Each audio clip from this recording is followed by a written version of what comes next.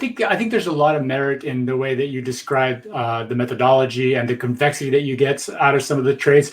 But I want to kind of to circle back on your earlier point, because when I asked you about risk parity, it was sort of a provocation because I've heard you talk about risk parity before. But it sounds like it's a little bit of a straw man version of risk parity, sort of a levered bond portfolio, which and obviously the devil is always in the details, right? So it's how you implement it it's what matters. So if you're talking about a risk parity portfolio where you're also adding components like real estate or gold and commodities and things like that and emerging market assets, I think a lot of as well as updating your correlations and volatility estimates frequently, as opposed to sort of maybe the anti-cyclical version, which is rebalancing back to predetermined weights for those historical asset classes. Once you add those layers into it, it sounds like maybe the perception that you have or the opinion about risk parity actually could use a little bit of an updating, and we can actually have a lot of the midfielders that you were describing earlier, right? The idea of... Let me make an important point here is I have no issues with risk parity as a concept. The point I'm making is what I call hidden leverage. Okay? Hidden leverage is leverage that you have, but you're not aware of. Okay? It's risk that you're taking that you're not aware you're taking. And therefore, this is how you blow up, because you didn't even see it coming. You were not even aware that this thing could happen.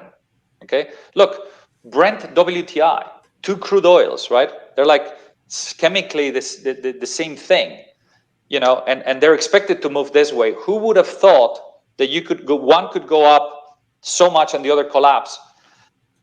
The people who blow up, they're not the guys that are trading the spread on a small amount. The problem is you think you have such little risk. Let me put it differently. If you're a flat price trader in oil, you might take a position of 100 lots, okay? Because oil moves a lot. But you know what position the spread trader takes? The guy who trades Brent WTI? 1,000 lots. Why?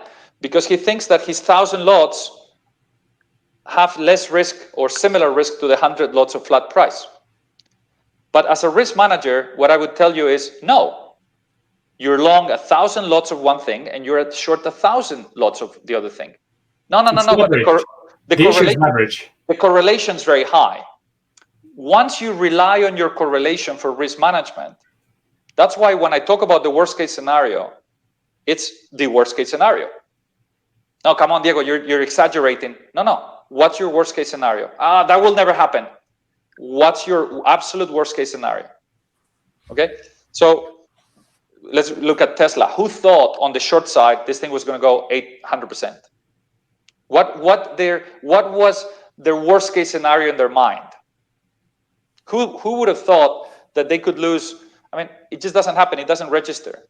And you do this long short for Tesla, and you think you're okay. And I'll do $100. How much can I lose in a long short? $100 for Tesla. You could lose infinity. No, come on, that's never going to happen. Whatever. This could cost you 800 just to start. And this is why people blow up. So my point is the same thing with CTAs, right? Or others. My point is, do you understand the risk you're taking? Do you understand it? And under what circumstances do your conditions hold? And risk parity held on throughout the toughest conditions, including 2008, because it had room with rates at 5%. But these conditions change, and the March test was not expected to happen, but it did happen because they were still relying on correlation. So to the extent that risk parity led them to lever themselves up, they blew up. But if you do it in a way that you don't let that reliance on volatility and correlation to fool you, then you're safe. And that's why, does it make sense what I'm saying? Yeah, I think the nuance here is that the definition, I think, of blowing up, you know, when blowing up means you're taken out by the market. You don't get to see the end of the match. You're out. Right. You're so that's not what happened. Like risk parity didn't get taken out by the market. No. They had a bad drawdown, right? Having said that, the correlations, I mean, I think anybody who's a risk parity practitioner has gone through the math over, this is one of the things that you can go back 100 years and know what you're getting into. And I think there's not a single risk parity practitioner that doesn't know that a negative liquidity event is going to lead to your things that used to be non-correlated to become correlated. So we saw that in March, right? You saw that risk parity actually held in quite nicely. Beckenbauer showed up beautifully for a little bit there. Gold was really strong. And then there was a period where both equities, gold, and treasuries all went down, where correlations went. Blow-up is when you're taken out of positions, you force liquidation. Anything that forces you to liquidate is a blow-up, because you cannot withstand conditions. You don't get to see the match because this might be, you might say this investment didn't go to zero, but you have permanent loss of capital. Okay, when you're taken out. So did risk parity have permanent? I think so. Well, some of them. I want to dig in. I just want to understand what you mean by that, because I'm with you. I think risk parity would benefit tremendously from a goalie, because it is those periods when the correlations that have existed 99% of the time between commodities, bonds, and equities are there. There's a 1 or 2% of the time where they go away, and there's nothing but being long volatility or long convexity that can save you during those periods, right? So far, risk parity implementations across the board would have benefited from your fund plus risk parity, no doubt about it. But the funds that exist out there have recovered and are above high watermark for the year from a drawdown that was fully expected going back 100 years, right? So I think, again, I think you're missing a piece in risk parity, which is that liquidity event. And the reason that most risk parity practitioners don't add that tail protection is because they have this belief that there's this massive negative carry.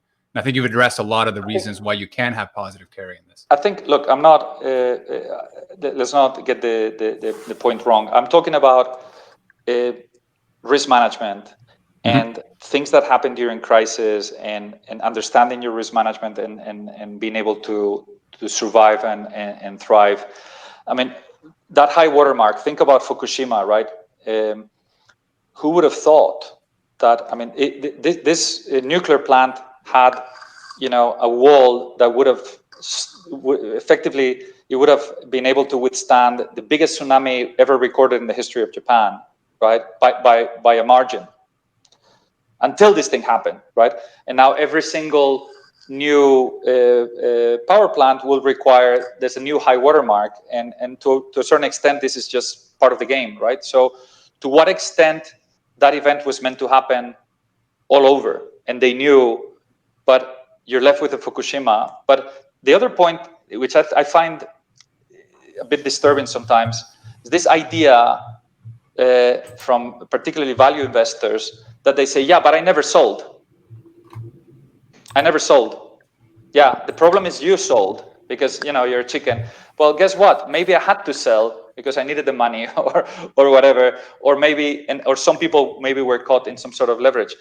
I think, and the problem, I'm saying it's not easy. I mean, the goalkeeper doesn't give you something as reliable as gold, or even the VIX. I mean, we've had instances recently where, strange things are happening.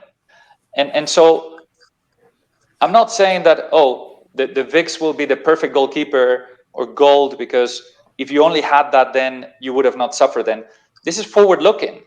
And to the extent that you have leverage in one way or another that relies on things like volatility and correlation, we just need to be mindful that it may or may not work. I'm not picking particularly on risk parity in the sense that, and plus I'm not being fair by overgeneralizing. There's thousands of ways in which this plays out. I am trying to pick on the, from a risk management perspective, get the listeners to think about things that they might not be aware and they might not think are possible, but that, look, silver, people say, I like gold, therefore I like gold miners, I like silver, gold is a great defender, then if I could only have it 3 times levered in this ETF, then If 1 time levered is a great defender, 3 times levered must be a kick-ass defender. Well, guess what? It's 1:30 p.m. Guess what? Your 3 time levered gold miner ETF, junior or whatever, and I don't know the numbers exactly, but let's say it went from 100 to, you lose 30% times 3 and daily rebalance. This thing goes to 10 cents on the dollar. Yes, gold miners have more than doubled since, which means you're at 20 cents. And this is what I mean by permanent loss of capital, is because you've been taken out, your 100% in capital no longer is 100% in capital because you've been taken out through forced liquidation. And because you now have 10 cents, you don't get to enjoy the rest of the match because you are red carded and you just go to 20 cents. And it might take you 10 years or 20 years or forever. So is this jump in logic that says gold is great, gold miners are levered play, they're all fantastic defenders, if I could only just lever it, look, equities are down, I will go up? No. You need to think about these 2 legs as totally independent, that correlations might break and that they might take you out. And this is something that I keep emphasizing, and I'm not making wood of a fallen tree. I'm just saying, I've seen, as global head of commodities and risk management, I've seen people with $1 million of VAR lose 50. Okay, for sure. These things happen, right? And this is something that I want to pass on to people, because this is a game of capital preservation and compounding on capital preservation. If you want to win, you must first not lose. And I'm not saying we are the best goalkeeper in the world. I think people need many goalkeepers and they need many strikers. And I think this ideas is this portfolio team and construction where you're humble about the markets, you're not going crazy, and you enjoy this volatility. I personally think is safer and more successful than trying to make too much money too quickly and being caught in direct or indirect ways in levered. What's so complementary in the way you've approached the problem is that one of the very large sort of elephant in the room is the instability of the correlation to provide the defense that you would expect, whether it's long-term changes in the discount rate that can have an impact on risk parity. So now what you're doing is you're creating trades that have this massive upside because you're harnessing the inaccuracy of those correlations between those asset classes, and thus getting your put on whatever underlying asset class at an insanely low price because you've mapped it to some other asset class, which is precisely the thing that will break when you have a crash type event, which then makes the strategy so complementary to many other strategies that are more anything. Yeah, I think we're coming in an hour and a half. I do want to wrap it up, but I think a takeaway that I have here, because we've interviewed a lot of people thinking about convexity and tail protection, and a lot of it, when you start with a very simple process of I got my S&P exposure, I want to hedge my S&P, and people think about it that way, like I just need to do that one thing and hedge against that loss. I think what's unique about your approach, Diego, is the framework that you have is understand the things that you thought you knew. What is Mark Twain's quote? It ain't what you don't know that gets you into trouble, is what you know for sure. Exactly. In your case, blows you up. The idea here is not about trying to protect against an S&P 500 drop. The idea is you want to understand the possible scenarios and understand that in order to hedge against those possible scenarios, because nobody's thinking about it, you can get that really cheap versus trying to just buy a put in the S&P. And it'll create an outcome of protection, not just for one scenario, but a series of scenarios, whether it's high inflation, deflation, equities going down, or the challenge, whatever else you can have. Let me make this point clear, because look, there's nothing better in the world than a vanilla put in the S&P. It just doesn't exist. Okay, you can buy it cheap. So if you're long the S&P and you can buy a cheap vanilla put on the S&P, done. You don't need to worry about anything. You have zero basis risk. You're covered. You have a synthetic call. You're okay. And the ironic thing of the anti-bubble framework is that the market was giving you the cheapest insurance when you needed it the most. because at 3,400 you could buy the put at 10 vol. It's the complacency of the market that sends vol lower that brings this higher. So at that point in time, you don't need to go complicated. You don't need to do any correlation. You don't need to do anything. You just buy artificially cheap insurance. The challenge becomes now. You have your accident has happened. The VIX is more fairly priced. You're at 30, 35. This thing is negative carry. This is really challenging. Okay, but if you want to sleep at night, bite the bullet and buy the S&P put, and that would be the best thing you can do. Unfortunately, over the last few years, it may have not worked very well because you've bled so much that it's really become an issue, and that's why people sold the vol and it looked cheap. So don't get me wrong. Please do not overcomplicate the portfolio. The best anti-bubble in the system is artificially low volatility, and therefore you have to buy the simplest and most effective option, which is a vanilla put on what you own. I'm long gold, buy a vanilla put on gold. I'm long the S&P, buy a vanilla put on the S&P. Unfortunately, because of the carry and other considerations, you may need to complement that with other things. And the point I was making with all these dimensions is that sometimes, and these things come with a risk, okay? It's not like we are, oh, this always works, you know, S&P down, dollar up. It could not work. I mean, this last month, you had very strange things happening. But I have 77 options in my portfolio today. And they are trying to cover as much space as possible, including a China blow up. I mean, your S&P collapse could well happen because of a China blow up. Or you have inflation picking up, or you have, it's an S&P move, or is it gold, or isn't it? So what we do is just a humble approach of being a goalkeeper. We're not pretending to be the old singing, old dancing for everybody. We just think we could be a nice complement and addition, but that's what we try to do. But look, it's that eternal search for, and I would flip this problem the other way around. It's like, guys, look for strikers that look more like call options. Okay, don't be complacent by just being on a delta one just because. You want your striker to be the best call option you can, which means three things. Give me as much upside as possible, with the least downside as possible, with the best carry possible. That's what you want, okay? And flip the same thing for the goalkeepers. If you could only do that, you're in business, because then you're actually able to balance them out. And this is the big challenge, and I think the framework that we bring forward, which is not fighting with the strikers, because bulls and bears, is, dude, you, Mr. Striker, are incredibly valuable. Just make sure when the opportunity comes, score the goal and don't get red carded, okay? And the goalkeeper and the defenders will try to do the saves.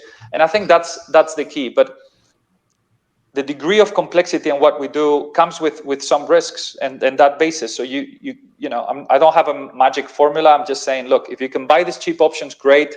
If they're not available, we need to find the right balance and find those odds, so that the objective is to buy options that are low premium, explosive payout, low carry. If you can do that by buying S&P puts at 10 vol, done. Okay. If not, you use creative conditionality. You need to have other ways in which you do that, but under no circumstances you should be so creative that you didn't achieve your objective. That would be a disaster. So that's why this is the challenge, and this is what makes this so difficult, and we're just humble students. We're trying to do our best, yeah. and that's it. Well, look, you've done a great job so far, as you always say. As I've heard you say before, what you've done has actually been what you put in the tin. What you expected to happen has happened. So, you know, kudos to you and your team. And always, you know, love hearing your thoughts about everything beyond anti-bubble. So hopefully we can have you back another time, yeah. Maybe with your next book. I want on the next one. I want to hear about how, once the tail hits, how do you prevent the tail from wagging the portfolio dog? How quickly do you rebalance? How do you think of all those things?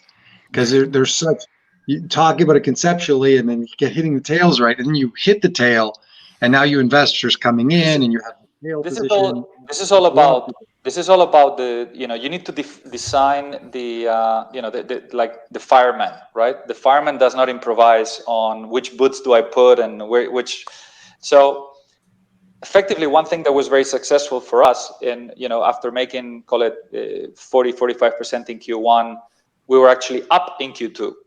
Okay. I think that kind of shocked a lot of people. Is you need to have, by construction, is the equivalent of a goalkeeper that just did a save and stood up and got ready for the next shot. Okay, you can't just stay down there lying because you just did the save and they're not going to shoot again.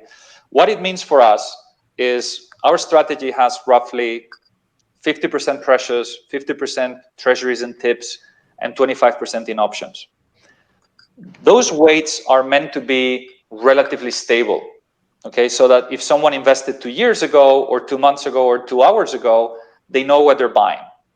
What happened in March is my 25% options portfolio went to 30, 35, 40, 45. That's really where we made the money. And it's the discipline of bringing that back to taking profits on that and reinvesting so that you go back to 50, 25, 25. And you do this in a forward-looking basis. So in that sense, by taking profits on the insurance that works and going back to, call it neutral, you're always constantly ready for the next save. And that's why we do what it says in the tin, because it's not like, oh, I thought you were 50, 25, 25, and turns out that you were 80, 10, 10. No, we're 50, 25, 25. And if you have these options that you're only long, I can only lose 25. But if I have a long short volatility profile, that 25 could lose you 500. So this is the reason why we operate the way we do and why it's predictable and why as a goalkeeper you need to do that. So this is not something you improvise. This is something that you've planned into this because I always said you're as good as your last crisis. And I stand by that, okay? Because as a manager, a monkey can make money under certain market conditions. In my particular job is to do a thing, and that's the bar we hold ourselves up to. And listen, we're not foolproof. Okay, this month has been challenging for us. It's been, in fact, the first month that equities are down and we're down in our life. Okay, because gold got trashed. The starting point in the VIX wasn't good enough. It didn't move. Then we're still incredibly well positioned, I think, into the balance of the year. But it doesn't mean that being a goalkeeper means you will never receive goals. That would be full. And it goes to my point on leverage. Oh, you're such a reliable goalkeeper that I'll lever you 50 times. No, please don't. Because then we fall into the trap we're trying to avoid. So I think in that sense, this is just something that, having been through multiple crises through my career, I mean, we're all very young, all of us, but somehow we managed to win through multiple, starting in my case from 97, 98. I was already in the job, and every crisis teaches you something. And I've been a humble student of this crisis, and hopefully will continue to learn, because the game keeps changing, and what we're experiencing today is just keeps challenging the rules, and it forces this thinking outside of the box on how we approach insurance and other things that are a solution, hopefully, to a very, very, very big problem. Fantastic, Diego. Amazing having you as a guest. Good luck there in Madrid with all the COVID and political issues that you're seeing. And this was awesome. Atletico or Real, Diego? Atletico. So you're happy. You have. I'm a very weird specimen, because my father played for Atletico, and I've been raised on Atletico. But my father was also a big football fan, big lover of football, and we've always appreciated football. So don't. What I'm going to say will shock some people, but it will show you my personality, which is I'm an Atletico Madrid first, Real second. And this is generally considered to be like madness. So I perhaps don't make friends on either side, but I'm from Madrid. I love it. And having spent 20 plus years out of Spain, I developed some love for Real Madrid, which wasn't there before. But but I love the game. I Private. love the game, and I think there's lots of things to enjoy and learn. But look, guys, it's been an absolute pleasure. Likewise. Best of luck with everything also over there, and I look forward to continuing the dialogue and stay healthy. Excellent. That's You too. Have a great weekend. Thanks for Thank you joining so us. much, Thanks, Diego. See you next.